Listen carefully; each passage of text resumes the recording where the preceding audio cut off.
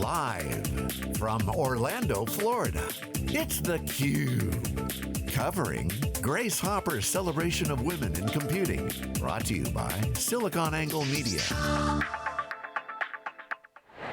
Welcome back to theCUBE's coverage of the Grace Hopper Conference here at the Orange County Convention Center. I'm your host, Rebecca Knight. We are joined by Aysegul Gunduz. She is a professor at the University of Florida College of Engineering. Thanks so much for joining us. Oh, thank you for having me. So congratulations are in order because you are an Abby Award winner, which is awards given out by the Anita Borg Institute, and you have been given the Denise Denton Emerging Leader Award. So tell us a little bit about your award. Well, thank you for asking. We've heard a lot about Grace Hopper and Anita Borg throughout the conference, but Denise Denton, she was actually very close friends with Anita, and she was a leader in her field. Her field was development of polymers, and she worked on the first development of the RAM. But she was actually the first ever Dean of a College of Engineering at a major university in the United States. Yes. First of all, a woman Dean, yes. So she became Dean at the University of Washington, and then she actually became Chancellor at University of California. But just beyond her research, she really promoted and lifted the people around her. So she was a big proponent of minority issues. So she supported females, she supported international students, and she was openly gay, so she really had a big influence on the LGBTQ community. So I just wanted to just recognize her and say that how honored I am to have my name mentioned alongside hers. This award is given to a junior faculty member that has done significant research and also has had an impact on diversity as well, and Denise is a great inspiration. Yes, no, and the award given in homage to Denise. So your research is about detecting neurological disorders. So tell our viewers a little bit more about what you're doing. Sure, so I'm an electrical engineer by training and who does brain research for a living, so this confuses a lot of people, but I basically tell them that our brains have bioelectric fields that generate biopotential signals that we can record, and we're really trying to decipher what these signals are trying to tell us. So we're really trying to understand and treat neurological disorders as well as psychiatric disorders. So I work with a lot of neurosurgical patient populations that receive electrode implants as part of their therapy, and we're trying to now improve these technologies so that we can record these brain signals and decode them in real time so that we can adapt things like deep brain stimulation for the current pathology that these patients are having.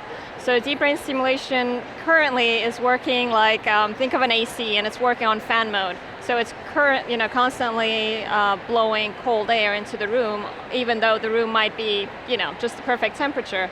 So we're basically trying to listen to the brain signals and only deliver electricity when the patient is having a pathology. So this way we're basically turning the AC onto the auto mode so that once they're actually not having symptoms, unnecessary electricity is not delivered into their brains. So pacemakers, when they were invented, were functioning that way. So people realized they can stimulate the heart, and the person would not have a cardiac arrest, but now we know that we can detect the heart pulse very easily, so then someone thought about, okay, so when we don't detect the pulse, heartbeat, let's only stimulate the pacemaker then. So that's what we're trying to adapt to the neurotechnologies. And what is the patient response? I mean, I imagine that's incredible. I mean, so these are people who suffer from things like Parkinson's disease, Tourette's syndrome.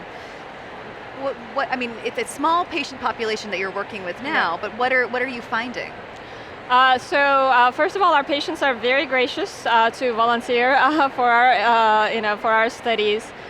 We find that, for instance, in Tourette's syndrome, we can actually detect when people are having tics, involuntary tics, that is characteristic of Tourette's syndrome.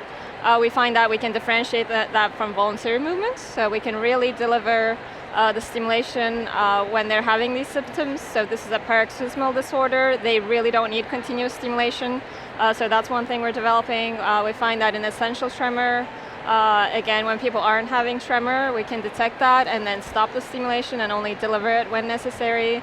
We're working on a symptom called freezing of gaits in Parkinson's disease. So people define this as the having to will to walk, but they feel like their feet are glued to the floor. So this can cause a lot of falls, and at that really age, this can be very, very dangerous. So we can actually tell from the brain when people are walking, and then we turn the stimulation in this particular area only during that time so as to prevent any falls that might happen. So it's really changing their life and how they are coping with this disease. Yes, true, and it really makes going to work in the morning very, very exciting for us. So another element of the Abby Award is that you are helping improve diversity in your field, and in Denise Denton, in the spirit of Denise Denton, helping young women and minorities rise in engineering. Yes, so I'm going to talk about this in the keynote session tomorrow. But I really just realized that all my confidence in throughout engineering school was due to the fact that I actually had a female undergraduate advisor. And once I came to that realization, I joined the Association for Academic Women at the University of Florida, which was established in 1974 because these pioneering women fought for equal pay for male and female faculty on campus. And this is still honored today. So I'm very honored to be serving the association as its president today. All of our membership dues go to dissertation awards for female doctoral students that are emerging scholars in their fields. And I also approached the National Science Foundation, and they supported the funding for me to generate a new emerging STEM award for female students in the STEM field. So that is my contribution. So you're passing it on, the I hope help so. and the mentoring that you received as a young faculty member. I truly hope so. Yes. I mean, is how right now we're so focused on the technology companies, but on the campuses, on the undergraduate and graduate school campuses, how big a problem is this, would you say? So I'm a faculty in biomedical engineering, so in our field we actually have some of the highest female to male ratios compared to other engineering fields. People attribute this to the fact that females like to contribute to the society, so they like to work on like to solve problems. Yeah, right. they like to work on problems that have a societal impact, and I think working with basically disorders in any branch of medicine is it really fires up female students. But yes, when we go to other departments such as electrical engineering, mechanical engineering, the ratio is really, really small. And it still is a problem, and therefore we're really trying to mobilize all female faculty just to be present. Just the fact that you're there, that you're a successful female in this field, the role really, models. yeah, really makes an impact. I think the most repeated quote at this meeting is that you can't be what you can't see.